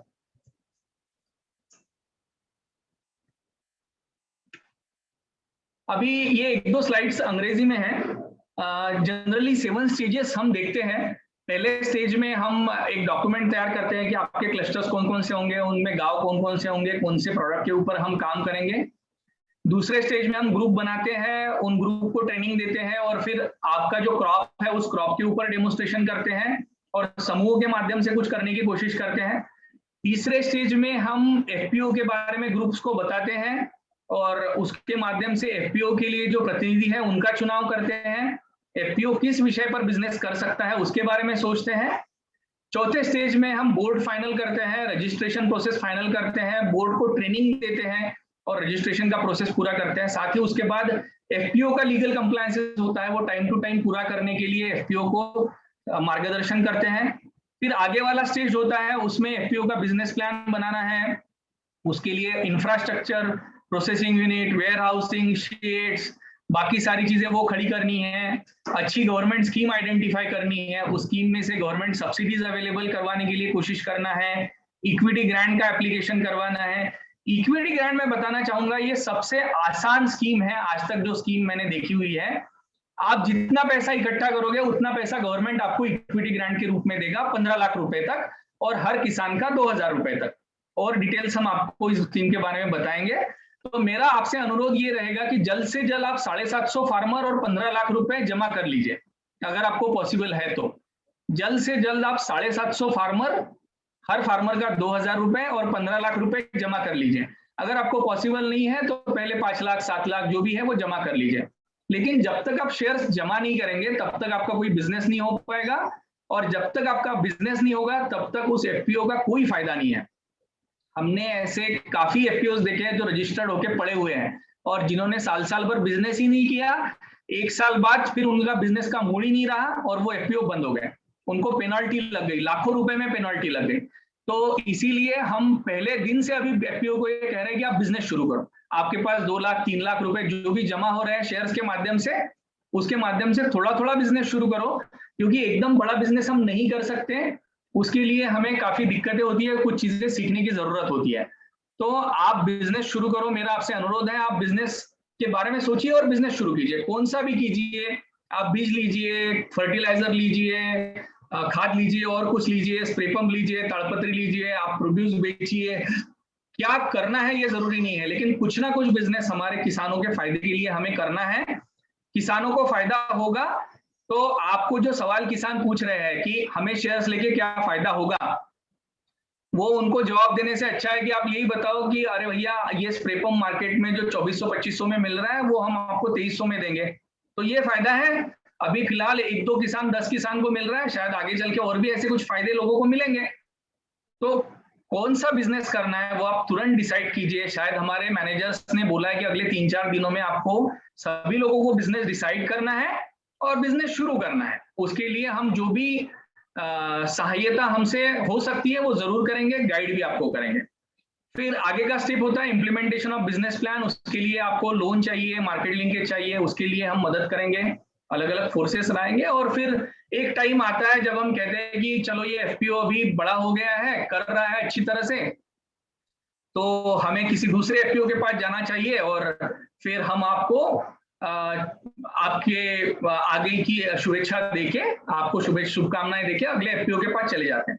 इसमें और एक इंपॉर्टेंट चीज मैं बताना चाहूंगा कि देखिए एक बच्चा होता है, वो बच्चे का जन्म होता है, फिर वो धीरे धीरे पैर हिलाता है, फिर वो धीरे धीरे खड़ा रहता है और खड़े रहने के बाद चलना शुरू करता है। अगर वो बच्चा एक पर्टिकुलर एज में 1 साल 1.5 साल में चलना नहीं सीखता है या बात करना नहीं सीखता है, तो उसके माँ बाप उसको डॉक्टर के पास लेके जाते हैं।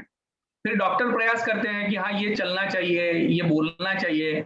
फिर भी अगर 1-2 साल प्रयास करने के बाद वो चलता बोलता नहीं है, तो फिर उसे कहते हैं कि नहीं ये अभी डिसेबल्ड है, ये अभी डिफरेंटली एबल्ड है, ये अपंग है। तो उसी तरह से है, किसी एफपीओ के साथ अगर हम काम कर रहे हैं तो हम पूरी कोशिश करेंगे कि वो एक एफपीओ मतलब एक चाइल्ड है, जब शुरू होता है एक बच्चा है, वो आगे बढ़े, वो रेंगना सीखे, वो खड़ा रहना सीखे, वो चलना सीखे, वो दौड़ना सीखे। अगर वो टाइमली नहीं कर पाता है तो हम डॉक्टर की भूमिका में आएंगे, डॉक्टर के पास लेके जाएंगे आपको। फिर भी अगर आप नहीं कर रहे हो तो हम हो या गवर्नमेंट वो छोड़ देगा कि ठीक है यार ये नहीं करना चाहते हैं, तो जो है वो यही खत्म करते हैं। तो सबको ये ध्यान में रखना है कि स्टेजेस बनी हुई है, ये स्टेजेस आप मत देखिए, ये हर प्रोजेक्ट के लिए अलग अलग हो सकती है थोड़ी बहुत। आपके प्रोजेक्ट की जो स्टेजेस है वो आपके मैनेजर्स ने आपको शेयर की है कि आपको पहले 6 महीने में क्या करना है और शायद अभी दूसरे 6 महीने में क्या करना है, ये भी आपके मैनेजर्स ने आपको शेयर किया होगा या करेंगे। तो पहले 6 महीने में क्या करना है, दूसरे 6 महीने में क्या करना है, ये ऑलरेडी आपको शेयर हो चुका है। उसके ऊपर आप विचार कीजिए और अपने स्टेजेस में ज्यादा से ज्यादा अच्छा परफॉर्म करने की कोशिश कीजिए। अभी देखिए ये एक स्लाइड है, जैसे गाइडिंग वैल्यू और प्रिंसिपल के बारे में हमने बात की, जो कि मूल्य और बाकी प्रिंसिपल्स हैं उनके बारे में हमने बात की है। इनके आधार पर हम एक एफपीओ का डेवलपमेंट प्रोसेस फॉलो करते हैं कि इनके आधार पर हमारी किसान उत्पादक कंपनी जो है वो तैयार होनी चाहिए। फिर उसके लिए हम प्रोडक्ट आइडेंटिफाई करते हैं कि हमारा किसान उत्पादक संगठन जो है वो किस एग्रीकल्चर कमोडिटी के साथ, किस उत्पाद के साथ काम करेगा और किन गांव में काम करेगा, किन तहसील में काम करेगा। फिर हम फार्मर इंटरेस्ट ग्रुप बनाते हैं, उस फार्मर इंटरेस्ट ग्रुप में से लीड फार्मर आइडेंटिफाई करते हैं, लीड फार्मर के साथ ट्रेनिंग करते हैं, उनका विजन बिल्डिंग करते हैं कि एफपीओ किस लिए, जो आज मैं समझा रहा हूं कि एफपीओ क्यों बनाना है, हमारे एफपीओ ने क्या करना चाहिए, वो हो गया हमारा विजन, और कैसे करना चाहिए वो हो गया हमारा मिशन। फिर से ध्यान में देखिए, मेरे एफपीओ ने क्या करना चाहिए, क्या परिस्थिति में बदलाव लाना चाहिए, वो हो गया हमारा विजन, और हमने कैसे करना चाहिए वो हमारा मिशन। तो इसके ऊपर आप सोचिए, बिजनेस प्लान में से ये सामने आएगा। विजन और मिशन का भी अगला सेशन होगा अगले 2-3 हफ्तों में, उस वक्त आपको और क्लैरिटी आएगी। फिर आपका कंपनी रजिस्टर करवाना है, लीगल प्रोसेस पूरा करना है, आपका जो प्रोड्यूसर ग्रुप है, एफआईजी है, उसका प्रशिक्षण चलते रहेगा, बिजनेस एक्टिविटीज आपकी आइडेंटिफाई होगी, वो बिजनेस एक्टिविटीज कैसे करने हैं उसके लिए प्लानिंग होगा, उसके लिए अलग अलग यूनिवर्सिटीज, कृषि विज्ञान केंद्र, रिसर्च इंस्टीट्यूट जिनके साथ जुड़ना है उनके साथ जुड़ने की कोशिश होगी, मार्केट लिंकेजेस की कोशिश होगी, क्रेडिट लिंकेजेस की कोशिश की जाएगी, अलग अलग बिजनेस टाइप्स भी किए जाएंगे और स्मूथ हैंडओवर आपकी कंपनी फिर आपके हाथों में दे दी जाएगी। तो इस तरह से ये एक अप्रोच हमारा रहेगा काम करने का।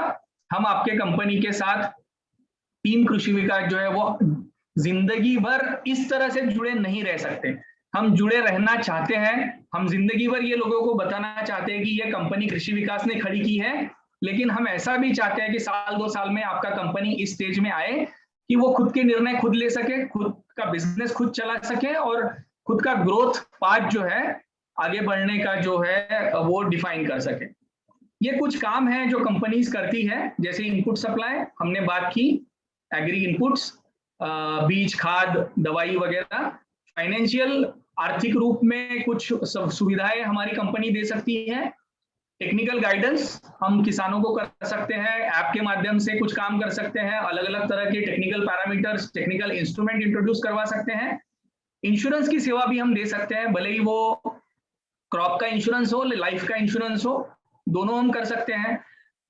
किसान का जो उत्पाद है उसका खरीदी करना और उसे बेचना ये हम कर सकते हैं। आप प्रोसेसिंग कर सकते हो, पैकेजिंग कर सकते हो, मार्केटिंग कर सकते हो, अलग अलग ऑर्गेनाइजेशन के साथ नेटवर्किंग कर सकते हो, और आगे का मैंने ब्लैंक छोड़ा है क्योंकि ये तो लिमिटेड है, ऐसे काफी सारी चीजें हैं जो आप कर सकते हो। वो आपको सोचना है कि आपको क्या करना है आपके किसानों के लिए, आपके एफपीओ के लिए। और देखिए कुछ लिंकेजेस यहाँ पे मैंने देने की कोशिश की है, जैसे कि स्पेशलिस्ट सपोर्ट एजेंसी कृषि विकास जैसी और कुछ सपोर्ट एजेंसीज है, एसएफएसी है, नाबार्ड है, जो भी एजेंसीज है, नाफेड है, उनके साथ आपका टाइप हो सकता है या है। आपके एरिया में अलग अलग एनजीओ अगर काम कर रही है तो उनके साथ भी आप टाइप कर सकते हो, उन एनजीओ के साथ आप जानकारी ले सकते हो, आपके किसानों को ट्रेनिंग दे सकते हो। गवर्नमेंट मिनिस्ट्रीज और अलग अलग गवर्नमेंट एजेंसीज जो है उनके साथ हमारा टाइप होके उनके माध्यम से कुछ स्कीम्स हमें मिल सकती है, जानकारी मिल सकती है, अलग अलग ट्रेनिंग प्रोग्राम हम ऑर्गेनाइज कर सकते हैं। डोनर्स एफपीओ के लिए शायद कुछ डोनर्स भी आएंगे आगे चल के जो डोनेशंस देंगे, अभी फिलहाल ऐसे कुछ नहीं है, लेकिन कुछ कॉर्पोरेट्स है, सीएसआर है जो देते हैं। प्राइवेट कंपनीज के साथ हम मार्केट लिंकेज का टाइप कर सकते हैं, और अल्टरनेट ट्रेडिंग ऑर्गेनाइजेशन जो है जो हमें सहायता करेगी, जैसे नेशनल ई मार्केट लिमिटेड है, ई नाम है, एनसीडीएक्स है, ऐसे ऑर्गेनाइजेशन के साथ भी हमारा टाइप हो सकता है। तो स्कोप बहुत ज्यादा है, शायद ये सारे शब्द सभी लोगों को समझ में नहीं आए हो, ये पहला ही सेशन है, आपको हर हफ्ते सेशन मिलने वाला है अगले कुछ हफ्तों तक, उसमें ये सारे शब्द जो है वो आपको और क्लियर होते जाएंगे। तो इस तरह से ये एफपीओ को काफी अच्छा ग्रोथ का स्कोप है। और ये देखिए ये संरचना है, ये भी एक पुराने प्रोजेक्ट से ली हुई है, आप देख सकते हैं एफपीओ की संरचना। किसान उत्पादक संगठन है, हर एफआईजी में से 2-2 प्रतिनिधि वो से वो मिला है, फिर एफपीओ का निदेशक मंडल है, एफपीओ का मैनेजर है, एफपीओ का स्टाफ है, और एफपीओ के लोकल रिसोर्स पर्सन है जो जुड़े हुए हैं कम्युनिटी के साथ। उत्पादक सामग्री की आपूर्ति के लिए एफपीओ काम कर सकता है, वित्तीय क्षेत्र में काम कर सकता है, तकनीक में, बीमा में, ये हमने ऑलरेडी डिस्कस किया है। और हमारा काम है आयोजन करना, हमारा काम है कार्यान्वयन करना, और हमारा काम है निगरानी करना, मतलब एफपीओ के काम है ये सारे, एफपीओ के जो स्टाफ है उनके ये सारे काम दिए गए हैं। तो धन्यवाद, ये थोड़ा सा कोशिश मैंने किया एफपीओ के बारे में जानकारी देने के लिए। मैं आप सबसे अनुरोध करूंगा कि आप हमारा जो यूट्यूब चैनल है कृषि विकास एंड एफपीओ, इसका लिंक शेयर किया जाए हमारे सारे सीईओज के साथ, और हमारे सारे सीईओज, बोर्ड मेंबर, बाकी किसानों के साथ भी हमारा यूट्यूब का लिंक और फेसबुक का लिंक शेयर कीजिए, और ज्यादा से ज्यादा किसानों को यूट्यूब लाइक करने के लिए और फेसबुक लाइक करने के लिए सहायता कीजिए। हमने ये देखा है कि किसान यूट्यूब देख सकता है क्लिक करने के बाद, लेकिन उसको लाइक सब्सक्राइब कैसे करता है वो पता नहीं होता है। फेसबुक में भी वही होता है। तो थोड़ा सा हमारे टीम मेंबर्स को और अच्छे किसानों को, दूसरे किसानों को सहायता करनी है। हमारे जो समूह है वो समूह के किसानों को एक दूसरे को सहायता करनी है कि किस तरह से आप यूट्यूब में हमारा लिंक लाइक करो, सब्सक्राइब करो, और फेसबुक पेज लाइक करो।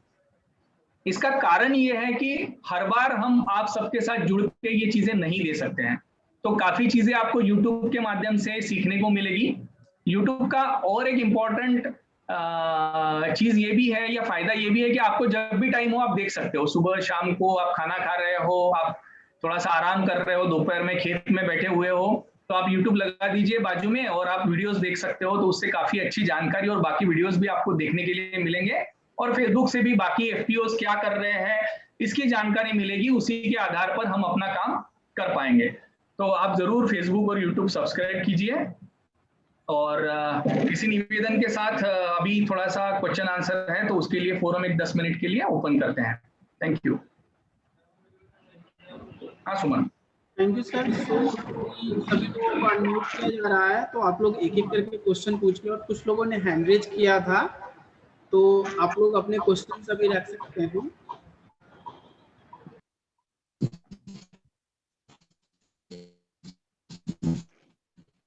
सभी लोग अनम्यूट कर दिए गए हैं, तो आप लोग अपना माइक अनम्यूट करके क्वेश्चन पूछ सकते हैं, जिनको भी कोई भी क्वेश्चन पूछना हो।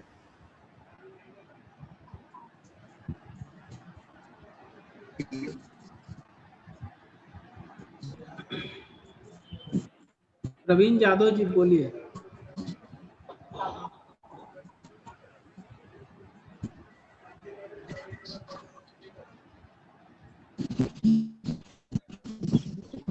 हेलो बोलिए आर्य। हेलो।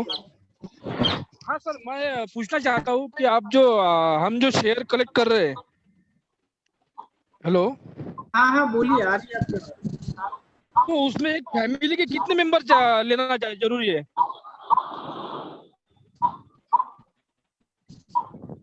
हेलो। हमारा जो एफपीओ होता है, उस एफपीओ में समझो आपके फैमिली का एक मेंबर है, तो वो एक मेंबर और आपके सारे मेंबर्स के नाम पे भी खेती है, आप अगर बेचना चाहते हो तो वो एफपीओ का मेंबर हो जाता है। तो फैमिली के सारे मेंबर लेने की जरूरत नहीं है। एक फैमिली से एक शेयर भी अगर है तो वो फैमिली के सारे सदस्यों के नाम पे खेती है, तो आप एफपीओ के साथ व्यवहार कर सकते हैं। ये A11 के ज्वाइन किए हैं, बोलिए। हाँ, जितेंद्र पाटीदार निमाड़ीलाल एफपीओ से बात करना चाहते हैं। हाँ सर। हेलो। हाँ बोलिए जितेंद्र, पूछिए आपका सवाल।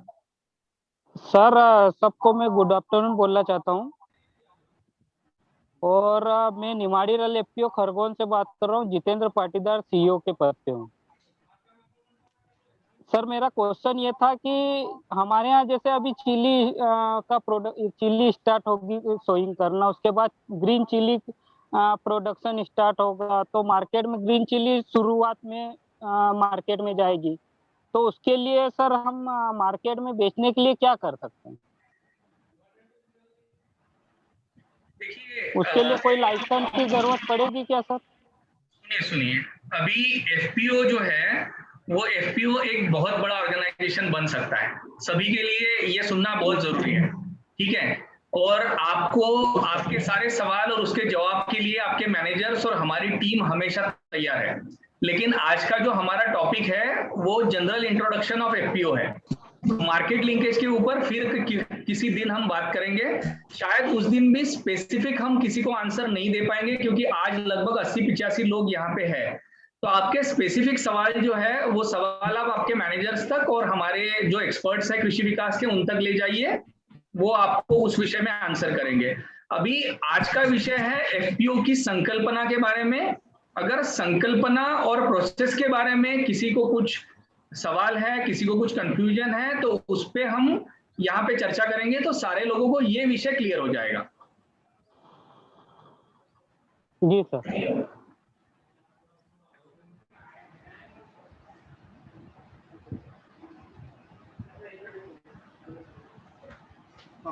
तो क्वेश्चन आया है कि जीएसटी कंपलसरी है क्या, मिलिंद का क्वेश्चन है।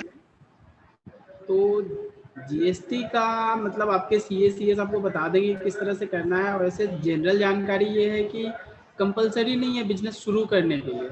आपका बिजनेस जब चलने लगता है और आपको ज़रूरत पड़ता है तो आप जीएसटी के लिए अप्लाई कर सकते हो। तो जीएसटी के बिना भी आप बिजनेस शुरू कर सकते हो।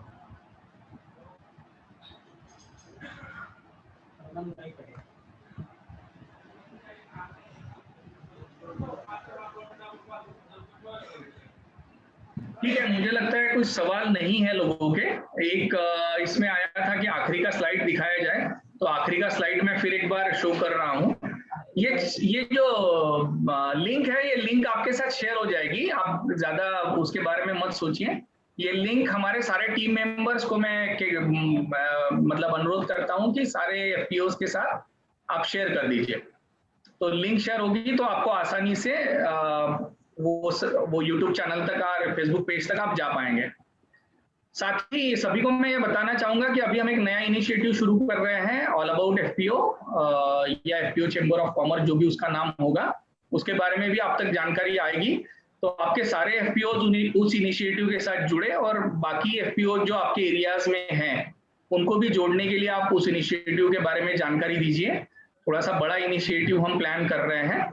और बिफोर क्लोजिंग में फिर एक बार आपसे ये कहना चाहूंगा कि ये एफपीओ तो बन जाएगा, बन गया है, बनते रहेंगे, लेकिन अगर आपका एफपीओ बिजनेस नहीं करता है तो आपका एफपीओ, ये जो कंसेप्ट हम डिस्कस कर रहे हैं, ये सब सारी चीजें हैं, ये कोई फायदा किसी को नहीं मिलने वाला। और एकदम आप बड़े बिजनेस के बारे में सोच रहे हो तो वो भी फिजिबल नहीं होता है। आपको जो पॉसिबल हो आप अगले 2-3 दिनों में बोर्ड में, व्हाट्सएप ग्रुप में डिस्कस कीजिए, मीटिंग लीजिए, जो भी पॉसिबल हो। वो बिजनेस क्या करना है, आपके पास पूंजी कितना है, 2 लाख, 3 लाख, 5 लाख, 10 लाख, उसके ऊपर बिजनेस करना शुरू कीजिए। अगले हफ्ते से जो भी बिजनेस आपको करना हो वो करना शुरू कीजिए। धीरे धीरे आपको एक्सपीरियंसेस आएंगे। जैसे अभी जीएसटी का सवाल आया था, तो ये सवाल आया इसलिए आता है कि हमें बिजनेस शुरू करना है। वैसे आप बिजनेस शुरू करोगे तो 10 सवाल आएंगे, उनके आंसर मिलेंगे, और वो आंसर छोटे बिजनेस के लेवल पे हमें मिलते हैं। तो जब हम बड़े बिजनेस के बारे में सोचेंगे तो हम कंफर्टेबल रहेंगे। आप ये सोचिए कि 3-4 महीने बाद जब खरीफ का प्रोड्यूस आएगा, कृषि उत्पाद आएगा, तो हम एक बड़े बिजनेस में जा सकते हैं। उसके लिए तैयारी करने के लिए हमें ये 3-4 महीने हैं। तो ये 3-4 महीने में हमें छोटा छोटा बिजनेस करके बिल कैसे बनता है, बैंक अकाउंट में ट्रांजैक्शन कैसे होता है, टैक्सेस क्या क्या एप्लीकेबल होती है। हमने ये भी देखा है कि कुछ एफपीओ का पूरा कैलकुलेशन ही फेल हो गया जब जीएसटी उन्होंने ऐड कर लिया, क्योंकि उन्होंने जो बिजनेस कैलकुलेशंस किए थे उसमें ये सोचा ही नहीं था कि जीएसटी इस अमाउंट में आने वाला है या इस अमाउंट के ऊपर से आने वाला है। तो जब छोटा सा बिजनेस करेंगे तो ये सारी चीजें क्लियर हो जाएगी। इसलिए आप सभी से यही कहना है कि बिजनेस के बारे में सोचिए, बिजनेस शुरू कीजिए और उससे सीखने की कोशिश कीजिए। ठीक है, धन्यवाद। और सोमवार से मुझे लगता है फिर से टेक्निकल सेशन शुरू हो जाएंगे। तो सोमवार से आप सभी से अनुरोध है कि ज्यादा से ज्यादा लोगों को अटेंडेंस हो, इसके बारे में सोचिए, क्योंकि जितने ज्यादा लोग सेशन अच्छी तरह से अटेंड करेंगे उतनी आपकी तकलीफ कम होगी। पर्टिकुलरली बोर्ड मेंबर, सीईओज और अकाउंटेंट की तकलीफ कम हो जाएगी, क्योंकि लोगों को पता चलेगा क्या करना है, कैसे करना है। नहीं तो फिर लोग ट्रेनिंग सेशन अटेंड नहीं करते हैं, उनको कुछ पता नहीं होता है और फिर वो 100 सवाल पूछते हैं और डिसीजन मेकिंग में प्रॉब्लम हो जाता है। तो सीईओ, अकाउंटेंट और बोर्ड मेंबर को ये इंश्योर करना है कि आपके सभी बोर्ड मेंबर्स और सभी टीम मेंबर्स ये जो ट्रेनिंग सेशंस है कृषि विकास के, ये अटेंड करें। धन्यवाद। Thank you sir. और अभी मिलिंद का एक और सवाल है कि जीएसटी का बिल चाहिए, तो जिनको भी इस तरह की समस्याएं आ रही है कि उनको किसी सब्सिडी या बाकी चीज़ों को लेने के लिए जीएसटी का बिल चाहिए, तो वो लोग जीएसटी के लिए एप्लीकेशन कर सकते हैं। ये हार्ड एंड फास्ट रूल नहीं है कि आपको कब करना है, आपको जब जरूरत है तब उसके लिए आप कर सकते हैं। तो आज हम लोग यहीं पे अपने सेशन को क्लोज करेंगे। अमित सर का धन्यवाद। अमित सर ने हम लोगों को गाइडेंस किया कि किस तरह से हम लोग एफपीओ को शुरू करके उसमें काम कर सकते हैं। और आप सभी को धन्यवाद। आज जो हम लोग जो भी सीखे हैं, हम लोग कोशिश करेंगे कि हम लोग उस पर आगे काम कर सके। तो आप सभी का धन्यवाद ज्वाइन करने के लिए, और इसी के साथ हम लोग इस मीटिंग को समाप्त करते हैं। धन्यवाद।